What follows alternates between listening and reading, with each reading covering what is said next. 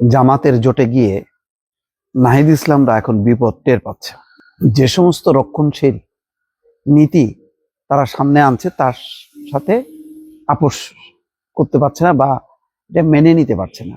আন্তর্জাতিকভাবে দেশীয়ভাবে তাদের যে একটা গ্রহণযোগ্যতা ছিল, যে তারা মধ্যপন্থার একটা গণতান্ত্রিক রাজনৈতিক দল, সেই জায়গাটা কিন্তু আর থাকছে না। এই কারণে দেখেন তাসনিম জারার, তাসনুভা জাবিনের মতন অনেক নারী কার্যত বের হয়ে আসছে। ডাক্তার মাহমুদা মিতু মতন একজন দুজন আছে, কিন্তু অধিকাংশ নারীরা বয়কট করছে। কেন? ওই যে নারীর নীতি নিয়ে তারা যে কথাগুলি বলছে। এবং সেই কারণে একটা বিদেশি গণমাধ্যমকে নাহিদ ইসলাম বলছে, নারীর অধিকার এবং সংখ্যালঘুদের বিষয়ে আপোষ করা হলে জাতীয় নির্বাচন উপলক্ষে জামাত ইসলামের সঙ্গে গড়ে তোলা জোট টিকবে না বলে মন্তব্য করেছেন। বলছে যে এই জোট টিকবে না। তাহলে এখন প্রশ্ন, আগে কি তাহলে তারা বের হয়ে আসবে?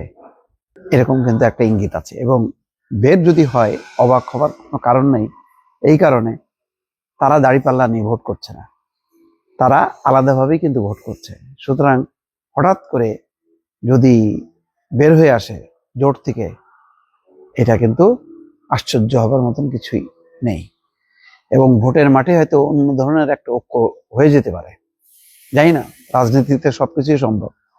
কারণ সবাই কিন্তু বলছে যে তুলনামূলকভাবে নাহিদ ইসলামদের দলের সঙ্গে যাদের কিছুটা মেলে সেটা হচ্ছে বিএনপি। কিন্তু আমার বক্তব্য ছিল বিএনপির সাথেও না, জামাতের সাথেও না, তাদের একটা তরুণদের নেতৃত্বে নতুন আশা আকাঙ্ক্ষার বাংলাদেশ, এই স্বপ্নটা তারা দেখিয়েছিল। দলে দলে মানুষ কিন্তু ঝাঁপায় পড়ছে। চিন্তা করতে পারেন, এটা কোনোদিনই হয়েছে তরুণদের নেতৃত্বে এইরকম খালি হাতে প্রবল গণ আন্দোলন, গণবিক্ষোভ বাংলাদেশের ইতিহাসে কেন? পাকিস্তানের আমলেও 69-এর গণঅভ্যুত্থান বলেন, যাই বলেন না কেন, এইরকম কিন্তু আন্দোলন হয়নি। সেই ইতিহাসটা মানে তারা সংগঠিত করার পর যদি রাজনীতি নাও করতো, চুপ করে বসে থাকতো, তারা কিন্তু ইতিহাসে স্মরণ, মানে স্বর্ণের অক্ষরে লেখা থাকতো, স্বর্ণাক্ষরে যেটাকে বলা হয়।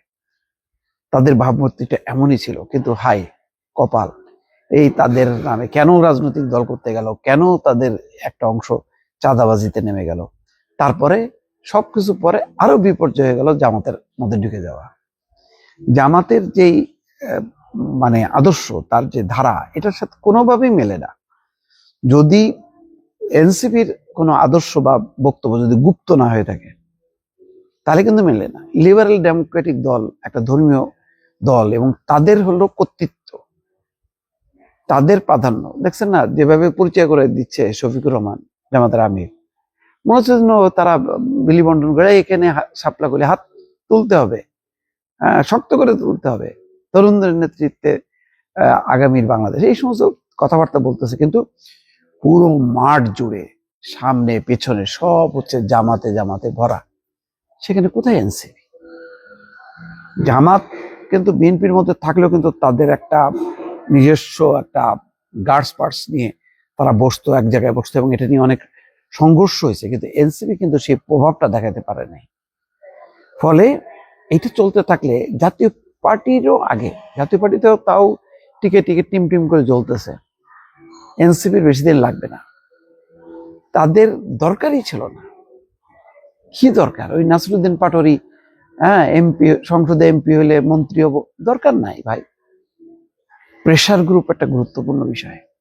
সবাই যে আসতো, এবং আস্তে আস্তে সেরকম পরিবেশ পরিস্থিতি করে ওই গণ অভ্যুত্থানের মতন একটা নির্বাচনী জোয়ার গড়ে তুলতে পারত। হয়তো এইবার না হলে নেক্সট বার, যে কোনো সময় গড়ে তোলা সম্ভব। কারণ হাসিনার 15 বছরের শাসনের অবসান ঘটাইতে এটা কিন্তু 33 দিন লাগছে। তো সুতরাং জনগণ সাপোর্ট দিলে যে কোনো সময় সম্ভব। তো এটা একটা ভয়ঙ্কর তারা ভুল করছে। এই ভুলের শেষ কোথায় আমি জানি না দর্শক। এটা যেটা বলি, এই তারা একটা বিদেশি গণমাধ্যম বলছে যে জামাত জানিয়েছে তারা উদার নীতির মধ্যে থাকবে, যদি একটি জোট সরকার গঠিত হয় তবে তারা রাষ্ট্রকে ধর্মতান্ত্রিক রাষ্ট্রের দিকে নিয়ে যাবে না, দেশে একটা গণতান্ত্রিক সরকার গড়ে তুলবে। কিন্তু জামাত তো এটা জানে না, মানে এনসিপি তারা নির্বাচন হবার পর কি হবে। তো ভারতের সংবাদ মাধ্যম দা উইকে দেওয়া সাক্ষাৎকারে এই রাহিদ ইসলাম এই কথা বলছে। তারা বুঝতে পারতেছে যে জামাত কথা নাও রাখতে পারে, তখন তো মহা বেকায়দে পড়বে। এই জন্য আগের থেকে তারা একটা অবস্থা তুলে রাখলো। তারা তো বলবে তখন যে আমরা আগেই তো বলছি যে যদি নারী নীতি এবং সংখ্যালঘুদের ব্যাপারে তারা বাড়াবাড়ি করে তাহলে তারা থাকবে না এই জোটে।